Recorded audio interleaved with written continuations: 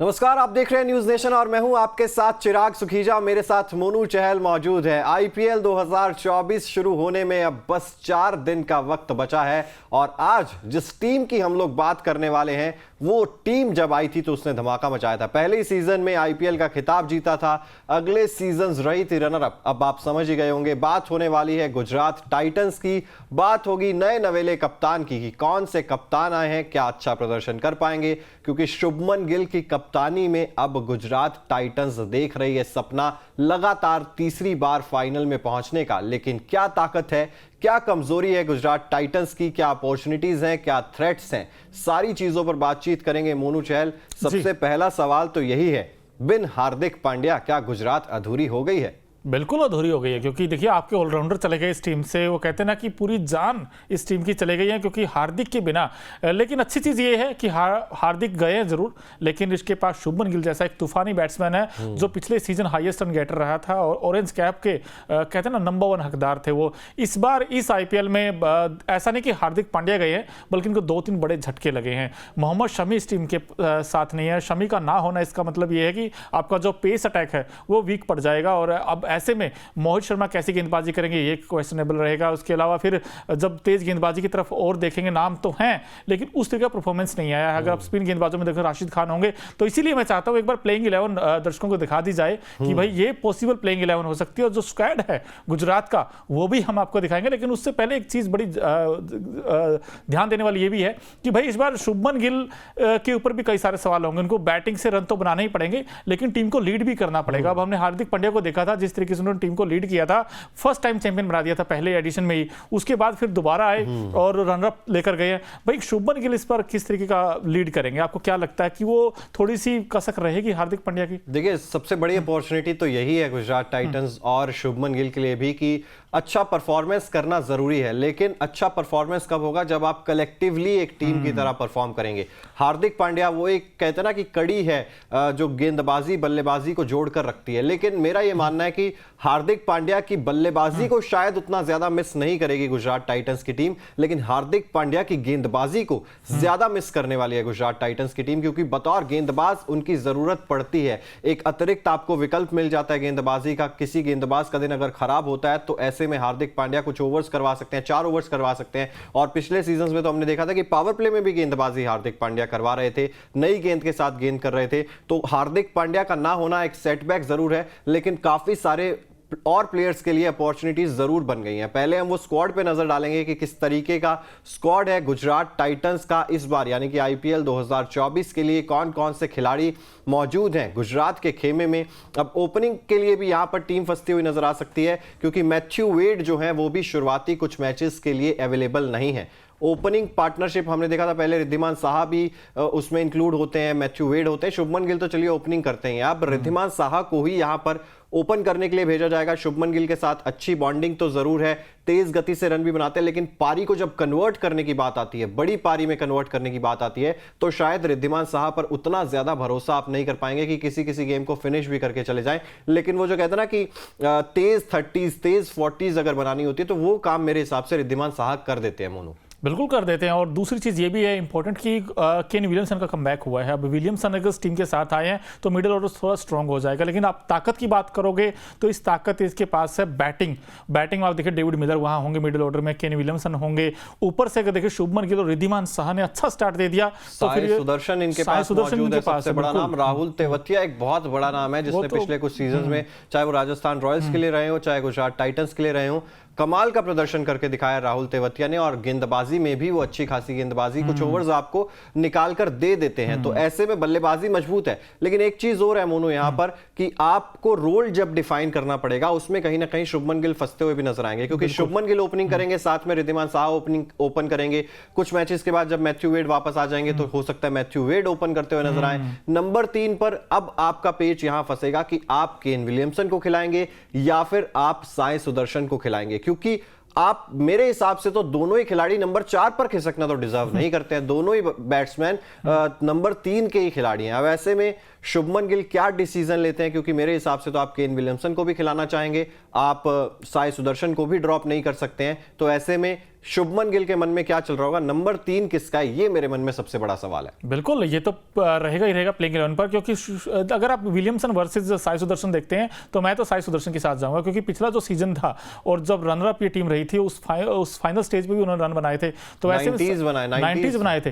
तो साई सुदर्शन ऐसे बैट्समैन है जो गेम चलाना जानते हैं, ऐसा नहीं कि विलियमसन नहीं जानते, विलियमसन थोड़ा स्लो खेलते हैं, लेकिन साई सुदर्शन की अच्छी बात यह है कि वो बैकफुट पे अच्छे शॉट्स खेलते हैं, उनके पास टेम्परामेंट है। पिछले सीजन भी उन्होंने आग से लगाई थी बल्ले से, तो वैसा कुछ परफॉर्मेंस आई है जीटी के लिए। और गुजरात टाइटंस के लिए दूसरी चीज जो सबसे बड़ी ताकत है वो उनका स्पिन गेंदबाजी है, जिसमें राशिद खान जैसा एक ऐसा खिलाड़ी है जो सिंगल हैंडल कई बार उन्होंने मैच जिताए हैं, तो उनके जो 4 ओवर वो बड़े इंपॉर्टेंट रहेंगे।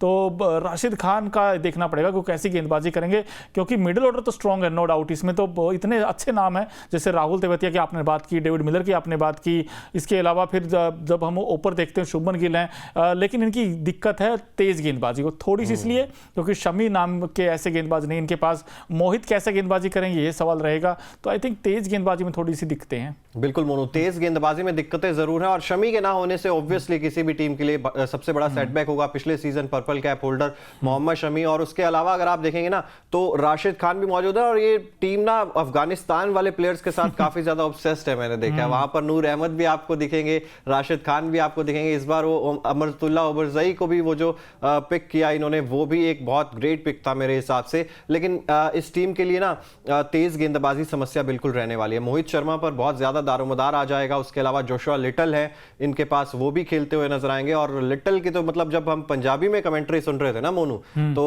पंजाबी में तो ऐसी कमेंट्री करते थे, लिटल ने बड़ी विकेट ली है, मतलब लिटल ने बड़ी विकेट ली है, तो मतलब मजा आता है लिटल की गेंदबाजी देखकर। और जो छोटी टीमों से मतलब अपने देश के लिए उतनी ज्यादा नहीं छा पाते हैं, क्योंकि छोटी टीमों के उतना ज़्यादा उनको एक्सपोजर नहीं मिल पाता, लेकिन आईपीएल एक ऐसा मंच है जिसने जोशुआ लिटल को इतनी आगे तक पहुंचाया है मेरे हिसाब से, और इसीलिए जोशुआ लिटल पर भी काफ़ी ज़्यादा जिम्मेदारी आने वाली है। तो यहां पर यह देखना होगा कि ओवरसीज प्लेयर्स को किस तरीके से गुजरात टाइटंस शुभमन गिल रोटेट करते हैं। मोनू, ये सवाल है कि 4 ओवरसीज प्लेयर्स आप किस तरीके से खिलाना चाहेंगे। अगर मैथ्यू वेड वापस आ जाते हैं तो आप मैथ्यू वेड आपके पास हैं, डेविड मिलर को भी आप खिलाना चाहेंगे, आप केन विलियमसन को भी खिलाना चाहेंगे, जोशुआ लिटल को आप खिलाएंगे या राशिद खान को आप खिलाएंगे, नूर अहमद भी आपके पास मौजूद हैं।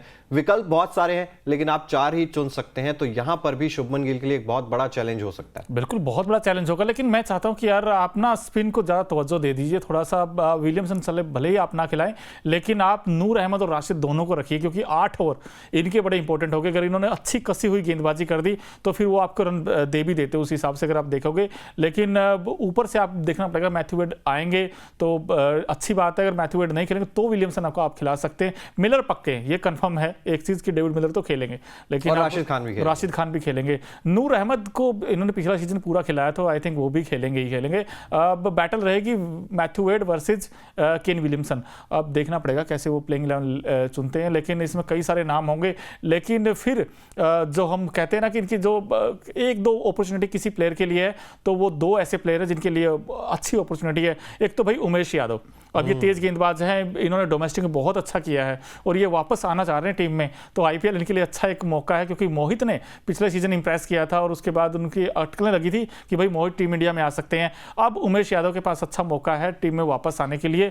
इसके अलावा अगर एक और अपॉर्चुनिटी है तो वो राहुल तेवतिया के लिए, हालांकि वहाँ ट्रैफिक जाम बहुत है, क्योंकि हार्दिक पांड्या भी है वहाँ, रिंकू सिंह भी वहाँ पर मैच फिनिशर है, लेकिन शाहरुख खान और राहुल तेवतिया ने पिछले सीजन में मतलब कई ऐसे मैचेस जिताए थे जो बिल्कुल फंसे हुए थे, जहाँ से गुजरात टाइटंस के लिए सारी उम्मीदें खत्म हो चुकी थी, वहां आकर बैटिंग की थी। और राहुल तेवतिया तो लंबे लंबे छक्के लगाते, 3-3 4-4 इकट्ठे ही लगाते हैं। तो राहुल तेवतिया और Shahrukh Khan centre of attraction रहेंगे इस आईपीएल में। बिल्कुल अपॉर्चुनिटीज हैं इन दोनों खिलाड़ियों के लिए भी, क्योंकि आपने उमेश यादव की भी बात की ना, उमेश यादव के लिए भी अपॉर्चुनिटी, आपने बिल्कुल ठीक बात की। डोमेस्टिक बहुत अच्छा गया और मेन बात है फिटनेस है उनके पास, उन्होंने दिखाया है कि लगातार वो डोमेस्टिक क्रिकेट खेलते हैं। रणजी ट्रॉफी उन्होंने खेली है, उसमें 4-4 5-5 दिन के मैच होते हैं। लीग स्टेज में हमने देखा 4 दिन के मैचेस, नॉकआउट में पहुंची टीम 5 दिन दिन के मैचेस, तो फिटनेस उनके पास पूरी है। एज फैक्टर जरूर रहता है, लेकिन ये चीज तो दिनेश कार्तिक ने भी आपको करके दिखाई है ना कि आप कभी भी कम बैक कर सकते हैं। तो डेफिनेटली अपॉर्चुनिटी है, उमेश यादव के पास बहुत बड़ी अपॉर्चुनिटी है। वहां पर भी वो है ना कि ट्रैफिक जैम तो बहुत है हर जगह ही। आजकल तो मनु हर टीम इंडिया में अगर आपको आना है तो ट्रैफिक जैम तो आपको देखना ही पड़ेगा, चाहे आप विकेट कीपर बैटर हैं, चाहे आप ओपनर्स हैं, चाहे मतलब हर चीज के लिए ऑप्शंस टीम इंडिया के पास बहुत सारे हैं, और ये आईपीएल की वजह से ही शायद इतने सारे ऑप्शंस आपको मिल जाते हैं। लेकिन मैं आपसे ये जानना चाह रहा हूं अब कि थ्रेट्स क्या हैं गुजरात टाइटंस के लिए, वो कौन से ऐसे आपको कमजोर पक्ष लग रहे हैं तेज गेंदबाजी के अलावा, जहां पर आपको लगता है कि अभी टीम के लिए चैलेंज बचा है? क्या वो शुभमन गिल की कप्तानी का टेस्ट है? क्या वो Kane Williamson versus Sai Sudarshan की वो बैटल हो सकती है? क्या, क्योंकि अब हम ये तो बात कर रहे हैं ना कि राहुल तेवतिया हैं, उन्होंने भी पिछले 12 महीने में इतनी ज्यादा क्रिकेट नहीं खेली है। इसके अलावा भी राशिद खान भी अगर हम देखें, वो भी कई पिछले 1-1.5 साल से इंजरी से गुजर रहे हैं, उनका भी फिटनेस देखनी होगी किस तरीके की है। तो फिर तमाम चीजें जब हम देखेंगे तो चैलेंजेस बहुत सारे आने वाले हैं गुजरात टाइटंस के पास। और सबसे बड़ी चीज, क्या आपको लगता है कि ये टीम टॉप 4 में क्वालिफाई कर सकती है? अगर मैं पहले बता देता हूं और दर्शकों से भी पूछ लेते हैं, आप भी बताइए, गुजरात टाइटंस क्या टॉप 4 में क्वालिफाई कर सकते हैं? मेरे हिसाब से इस बार गुजरात टाइटंस की टीम वो बॉटम 4 में रहने वाली है। अरे वाह, ये क्या प्रेडिक्शन है यार। और हो सकता है ऐसा, क्योंकि देखिए हार्दिक पांड्या का जाना, मैं फिर से बार बार ये कह रहा हूं, मैं मोहम्मद शमी के वजह से शमी भी है, लेकिन क्योंकि आपका पेस अटैक जो है ना वो बिल्कुल ही इनएक्सपीरियंस सा नजर आता है उसमें, और शमी सबसे बड़ा सेटबैक है इसमें। इसीलिए मैं वो कह रहा हूं कि शायद ये टीम आगे क्वालिफाई नहीं कर पाएगी, क्योंकि आप देखिए ना पिछले पूरे सीजन में किसने सबसे ज्यादा आपके लिए काम किया? वो आपके लिए राशिद खान ने काम किया और मोहम्मद शमी ने काम किया। अब शमी तो बाहर हो ही चुके हैं, राशिद खान पिछले कुछ समय से क्रिकेट खेला नहीं है, कैसी फिटनेस है, कैसी फॉर्म है, कोई नहीं कह सकता है। तो ये चीज गुजरात टाइटंस के खिलाफ जा सकते हैं, क्योंकि जो आपके पिछले सीजन परफॉर्मर्स थे इस सीजन खेलेंगे नहीं खेलेंगे, क्या खेलेंगे, कोई आइडिया नहीं है किसी को। और दूसरी चीज ये भी तो इनका प्लेइंग 11 चुनना ही सबसे बड़ा हेडेक है इनके लिए। सबसे पहला सवाल तो यही है कि भाई राइट कॉम्बिनेशन क्या हो सकता है। फॉर्म और कॉम्बिनेशन ये दो हमेशा ऐसे ही दिक्कत रही है गुजरात की, क्योंकि फॉर्म शुभमन गिल की तो है, लेकिन उसके बाद कुछ बैट्समैन ऐसे हैं जो 1 में अच्छा करेंगे, 3 में खराब करेंगे, फिर 2 में अच्छा करेंगे, 2 में खराब करेंगे। सो आई थिंक ये एक चैलेंज रहेगा इनके लिए। और दूसरी चीज आपने कहा हार्दिक पांड्या, अब हार्दिक पांड्या गए जरूर हैं, लेकिन विजय शंकर क्या वैसा काम कर देंगे जो हार्दिक पांड्या करते थे कि भाई गेंदबाजी भी करते थे, वो टीम को लीड भी करते थे और छक्के भी लगाते थे? विजय शंकर उस तरीके का लगता नहीं है कि यार बॉलिंग में थोड़ा एक्सपेंसिव रहते हैं वो गेंदबाज। अब ऐसे में ये देखना वाकई बड़ा दिलचस्प रहेगा। लेकिन दूसरी जो सबसे बड़ी दिक्कत है इनका पेस अटैक। मोहित के अलावा वैसा कोई गेंदबाज है नहीं। उमेश यादव आए जरूर इस टीम में, लेकिन वो कैसा करेंगे ये एक सवाल रहेगा। उमेश यादव वैसे एक्सपेंसिव रहते जब केकेआर के लिए खेलते थे, लेकिन इस बार गुजरात के लिए जब खेलेंगे तो वो कैसा गेंद डालेंगे और खासकर पावर प्ले में कैसा गेंद करेंगे नई गेंद के साथ, ये एक रियल टेस्ट होने वाला है। लेकिन जब हम बात करते हैं कि भाई गुजरात टाइटंस, आपने टॉप 4 की तो बात की, लेकिन गुजरात टाइटंस अगर टॉप 4 में जाना चाहती है और चैंपियन बनना चाहती है, तो वैसे वो 3 काम क्या होंगे जो गुजरात टाइटंस को चैंपियन बना सकते हैं इस बार इस आईपीएल 2024 में? तो ऐसा क्या क्या करना होगा उनको चिराग? देखिए, सबसे पहला काम तो यही करना होगा कि अपना नेचुरल गेम खेलना होगा। आजादी देनी होगी शुभमन गिल को, गुजरात टाइटंस के खिलाड़ियों को, कि आप जिस तरीके से अपना नेचुरल गेम खेलते हैं, जिस तरीके से टीम आपकी एकजुट होकर परफॉर्म करती हुई आई है, उसी तरीके से आपको परफॉर्म करना है। कुछ अतिरिक्त करने की शायद आपको, कई बार वो कहते हैं ना कि कुछ चीजें जब खराब नहीं होती, मैं हर बार बोलता हूं, कुछ चीजें खराब अगर नहीं है उनको ठीक करने की आपको कोशिश नहीं करनी चाहिए। सबसे आप ये ऐसे कहते हो कि जो चीज टूटी नहीं है तो फिर जोड़ने की जरूरत है, व्हाई फिक्स इट? तो क्यों आप, जब कोई चीज टूटी नहीं है, अब मैं कहूं यार ये फ्रिज ना चल नहीं, मुझे लग रहा है कि नहीं चल रहा है, तो मैं स्क्रू ड्राइवर लेके उसको खोलने लग जाऊं और फिर वो जो वापस उसको उसी तरीके से फिक्स करना मेरे हिसाब से तो नहीं हो पाता है उस तरीके से, क्योंकि जो चीज नेचुरल होती है वो नेचुरल ही होती है। अब आपको मेंटली सबसे पहले इस चीज से फाइट करनी होगी। आपकी टीम जो है उसमें एक से बढ़कर एक स्टार्स जरूर मौजूद है, चाहे शुभमन गिल हो, डेविड मिलर हो, राहुल तेवतिया, राशिद खान, इनफैक्ट सारे खिलाड़ी जितने भी हैं एक से बढ़कर एक मैच विनर है, लेकिन कलेक्टिवली परफॉर्म करने की जरूरत होगी गुजरात टाइटंस की टीम को। इसके अलावा तेज गेंदबाजी से आपको लड़ना पड़ेगा, एफर्ट्स लगाने पड़ेंगे, आपको स्टिक रहना पड़ेगा किसी एक गेंदबाज। अब आप मोहित शर्मा के लिए कहेंगे कि यार पिछले सीजन में थ्रू आउट द लीग बहुत अच्छा परफॉर्म किया मोहित शर्मा ने, लेकिन आपको याद किस लिए रखा जाता है? आखिरी ओवर के लिए। यश दयाल ने पूरी लीग में अच्छी गेंदबाजी की थी, याद किस लिए रखा गया? क्योंकि रिंकू सिंह ने 5 छक्के मार दिए और यश दयाल को रिलीज कर दिया गुजरात टाइटंस ने, कहा हमें नहीं चाहिए यश दयाल, आरसीबी ने उन्हें पिक कर लिया अच्छी खासी रकम देकर। तो यहां पर ये चीज भी देखनी होगी कि आपको भरोसा जताना होगा, जो आपके पास गेंदबाजी है, तेज गेंदबाजी, उस पर आपको भरोसा जताना होगा। और तीसरा फैक्टर जो मेरे हिसाब से है, ऊपर से रन आने, ये इस टीम के लिए बहुत ज्यादा जरूरी हो जाएंगे, खासतौर पर शुभमन गिल के बल्ले से, साई सुदर्शन के बल्ले से। टॉप ऑर्डर अगर इस टीम का मजबूत रहेगा तो मेरे हिसाब से ये टीम काफी आगे जा सकती है। बिल्कुल, और एक चीज और इसमें ऐड कर देते भाई, फील्डिंग बहुत इंपॉर्टेंट रोल प्ले करती है, क्योंकि कैचेज विन मैचेज हमेशा कहते हैं कि भाई कैच पकड़ोगे तो मैच जीतोगे, क्योंकि लास्ट सीजन हमने देखा था 2-3 कैच ड्रॉप किए थे गुजरात टाइटंस ने, लेकिन इस बार वो गलती नहीं कर सकते। और दूसरी चीज सबसे इंपॉर्टेंट ये है कि भाई हमें आप तो बताइए, मैं चिराग से ही पूछता हूं भाई, इस बार कौन हाईएस्ट रन गेटर होगा? लास्ट सीजन तो देखिए शुभमन गिल ने के बल्ले ने आग लगाई थी, लेकिन कप्तानी है इस बार, कैप्टनसी के अंडर कहीं दब तो नहीं जाएगा शुभमन गिल? आपको लगता है कि उस तरीके से वो बिंदास क्रिकेट खेलेगा शुभमन गिल, या कोई और आपको लगता है गुजरात टाइटंस के लिए कि भाई जो हाईएस्ट रन बना सकता है इस बार? देखिए, सबसे पहली चीज तो यही है कि शुभमन गिल को कप्तानी का प्रेशर उतना ज्यादा नहीं लेना है। इस टीम में केन विलियमसन अगर आपके साथ मौजूद है, केन विलियमसन एक ऐसा दिमाग है मेरे हिसाब से, चाहे न्यूजीलैंड ने कोई आईसीसी टूर्नामेंट, वो एक WTC फाइनल जरूर उनके नाम रहा है, लेकिन उसके अलावा हम देखते हैं कि न्यूजीलैंड की टीम कहीं ना कहीं वो पास करी, वो कहते हैं ना कि हाथ तो आया मुंह नहीं लग सका, वैसी सी टीम है।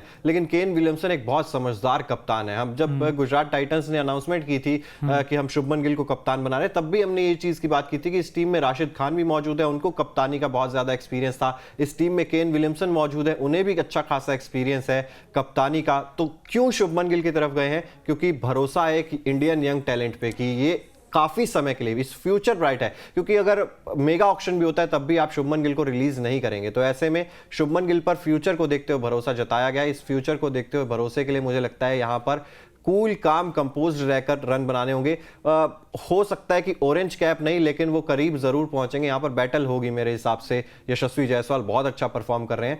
अगर गुजरात टाइटंस में अगर आप पूछेंगे हाईएस्ट रन गेटर, मेरे हिसाब से साई सुदर्शन इस बार गुजरात टाइटंस के लिए हाईएस्ट रन गेटर। मतलब आपने थोड़ा यूनिक सोचा है, एक अलग ही लेकर आए हो आप, क्योंकि भाई मैं इसलिए पूछ रहा हूँ क्योंकि बहुत सारी ऐसी टीमें हैं, बहुत सारे ऐसे कप्तान रहे होंगे, बड़े बड़े नाम थे, जिनके कैप्टनसी आते ही थोड़ा सा ना प्रेशर कम हो गया, थोड़े रन निकलने कम हो गए। भाई आप इतने लेजेंड्स की बात करें, वीरेंद्र सहवाग, उनके पास कभी ऑरेंज कैप नहीं आई। उसके बाद KKR में सिर्फ एक बार ही ऐसा सीजन हुआ था, रोबिन उथप्पा ने वो ऑरेंज कैप जीती थी। तो ऐसे में शुभमन गिल ने सिर्फ सीजन 2 ही हुए हैं और उसमें वो ऑरेंज कैप जीत गए। और तो, वही मैंने कहा ना कि जब आपके पास केन विलियमसन आपके साथ मौजूद है तो आपको कप्तानी का उतना ज्यादा प्रेशर लेने की जरूरत भी नहीं। और जब आप बैटिंग कर रहे होते हैं, जब कोई भी खिलाड़ी, फॉर एग्जांपल जब विराट कोहली थे या रोहित शर्मा, कोई भी खिलाड़ी है, जब आप बैटिंग कर रहे होते हैं, जब आप ओपन कर रहे हैं या किसी भी पोजीशन में बल्लेबाजी कर रहे हैं, तब आपको सिर्फ अपनी बैटिंग पर ध्यान देना होता है। अगर नेचुरल गेम अपना खेलते रहेंगे तो मेरे हिसाब से उतना ज्यादा कप्तानी का प्रेशर आएगा नहीं। केन विलियमसन है, राशिद खान है, सभी मिलकर आप रणनीति बना सकते हैं।